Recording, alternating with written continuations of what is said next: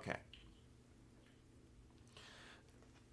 I do find it kind of funny that we've ended up getting Riri in What If before Ironheart came out. Yeah, you can tell that a animation takes a long time, so of course you'll start to see some of these characters showing up here, but also Ironheart's been in the can for 2 years. Yeah, it's kind of ridiculous how long it's gonna take for her to get through, but yeah,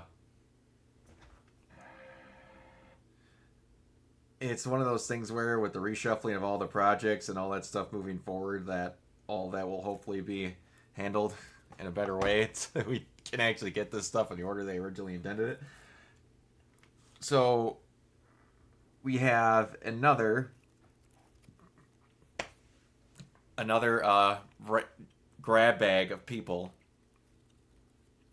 I'm gonna be honest with you. I thought at first they were gonna have Wong in this episode and not have him speak. Um, Fun fact: that's not Benedict Wong voicing Oh, him.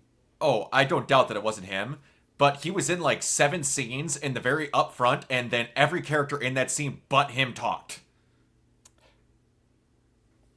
I legitimately thought because it probably wasn't Benedict Wong that they were just gonna have him there and not speak. Oh, Is it a well-known voice actor or? um, I mean, I don't know how well David Chen is. I haven't heard of him, but that's not. There's a lot more voice actors around nowadays. But so we have Yingnen, Valkyrie, Wong, and Okoye, and then Riri, which again is another grab bag of people of. I have to wonder in these situations where they're like they put all the side characters on a wall and just start throwing darts in certain situations like this. It certainly feels like it for this one specifically because so the setup for this episode, it's titled "What if the Emergence destroyed the Earth?"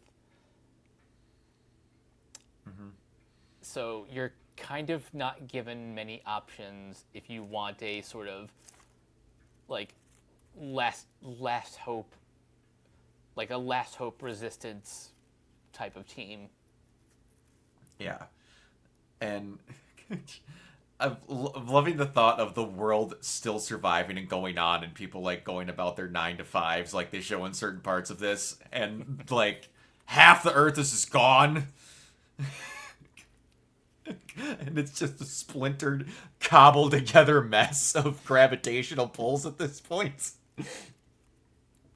Not That is quite ridiculous, but it's also very anime too. It is very anime. You are very correct. This is very much only a world. This is not an animation. This is strictly an anime.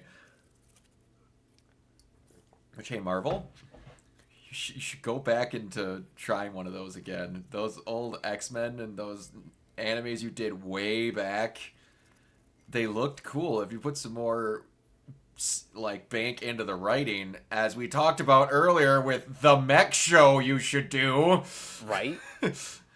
you'd make a really cool anime and you'd sell the toys needed to justify it. Uh, I did like the idea that Mysterio was the villain. Yeah, he was unlike in Far From Home. He was actually pretty intimidating. Although, I will say I like the version of Far From Home too, because if we're going to have a spoiled, I want to say off their rocker filmmaker or wannabe filmmaker, plugging Mysterio into that role is a pretty accurate thing to do. Oh, I like certain scenes of his in Far From Home. I just think here in animation you can execute some of his more elaborate illusions Yeah. so much better. Oh, absolutely. Uh, I have to ask an honest question. Did you know that was Sharon Carter without you telling us that was the power broker? I had to use process of elimination to get there. I legitimately had no idea who that character was. Like I guessed it. I guessed it like towards the end of like their interaction, because it couldn't be Carol Danvers, and I couldn't think of any other blonde female characters like that immediately sprung to mind in the MCU. So giving it more thought, like I had to go down the list, and yeah, I ended up on, of course, it's the power broker. Yep, you gun to my head. I would not have been able to told you who that was because, again, oh no, I'm blanking on her name. Oh, I'm blanking on her name. Emily Van Camp. Emily Van Camp, unbelievably beautiful woman, unbelievably beautiful woman. Certain people, like in the animation, you can tell who they are, but they kind of, what I want to say, really accentuate colors on them to make them kind of not look like the real person at certain points. And that kind of happens with Emily in this, to where just off of her looks, she's got more voluminous, like voluptuous, like flowy hair than what she normally does, and other things, to where it was kind of like, that doesn't exactly look like her. And I'll be honest, I just straight up forgot what she normally looks like. So I'm used to seeing her in a me... ponytail in the movies. Yeah, well, that. Yeah, but it was one of those things where she's wearing a trench coat and she has a pistol. So it's nothing against her. I like her character and everything they tried doing with her. Other people didn't. I don't understand why they hated it so much, because there wasn't much left for her to do, so they tried to come up with something for her to do. But yeah, anyway, so did you think immediately, like I did, that when Riri was found in the field by Yin-Nan, that she was an illusion? Not at first, but something did feel off when she was the only one who found her. She was the only one that found her, and they had just previously said, right before she crashed, "Oh no, the neural network is out. I can't tell what is the illusions anymore."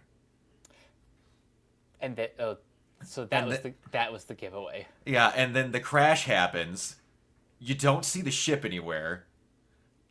And she goes, "Oh, don't worry. They're off out fighting keeping them at bay. If the ship is crashed, it's just Wong, Valkyrie, and Okoye by themselves on the ground. And then the visual sends you up at the sky to try and say they're off fighting up there. Like, didn't the ship just crash?" Yeah, something was off. And then they try to fake you out by having her physically punch an Ultron bot, or physically kick an Ultron bot. I'm like, you're gonna have her fade away into a bot that made it so it looked like he was real. Then he just had everything fade away to look like a massive illusion. But yeah, I did like that this is the first time the Watchers seen the same universe more than once. Yeah, that was interesting. I don't know exactly how they're saying that, because he said he's seen this exact universe over and over, and it's always Riri that's left. So is there just a bunch of universes that the emergence happens and then Riri gets to the very last point? This seems like a time loop universe somehow with no time travel powers whatsoever. This is the only one where like there was a plot point that made me go, what? I wonder if that's going to be explained, because I think the episode title for the finale is "What if the Watcher watches the Watchers?" Well, I don't know if you want me to tell you, but I know what the ending title of the last episode is, and it's a very what-if title. I'll just say that.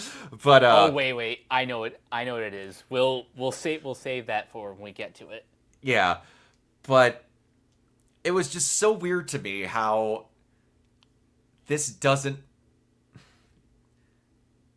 follow the different universes rule. It follows the, well, I've seen like 100 of the exact same universe that happens the exact same way until I said so, until I Aaron Yeagered this young girl to go, no, Dad, get up and fight.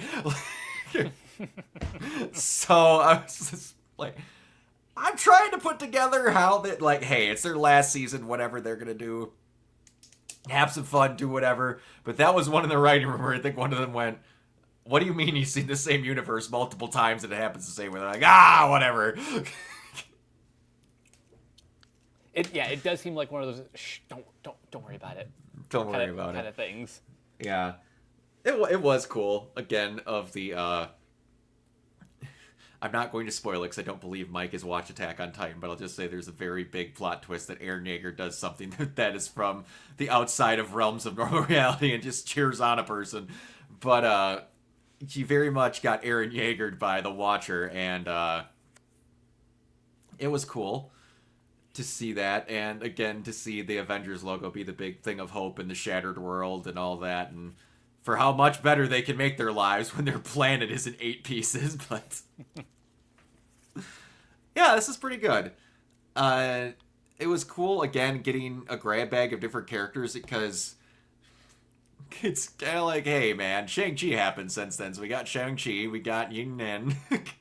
I wonder if the rest of the episodes are possibly going to have more Shang-Chi characters in them. I have a good feeling that's probably going to be the case.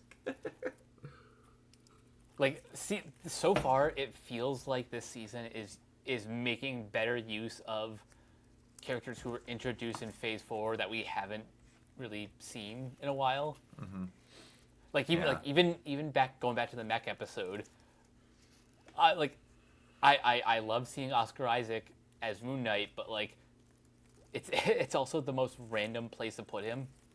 Yeah, because like we discussed, you're fighting a giant kaiju monster when he has an entity attached to him that can become a giant kaiju monster.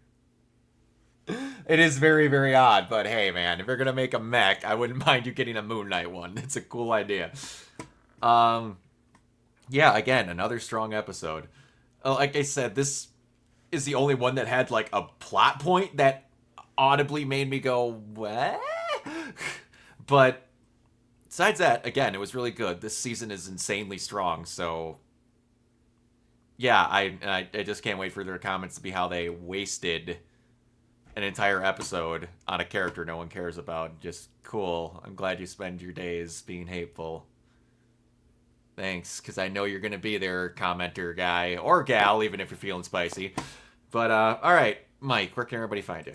You guys can find me on various social media sites at Captain K42. You can check out my quick thoughts on letterboxd.com/CoachK42. And you can follow Renegade Pop Culture on Facebook and Blue Sky at Ren Pop Culture. You can also find us on YouTube, on Podchaser. Consider supporting our Patreon at patreon.com/Renegade Pop Culture. Listen to all of our podcasts on Spotify, Apple Podcasts, or wherever you listen.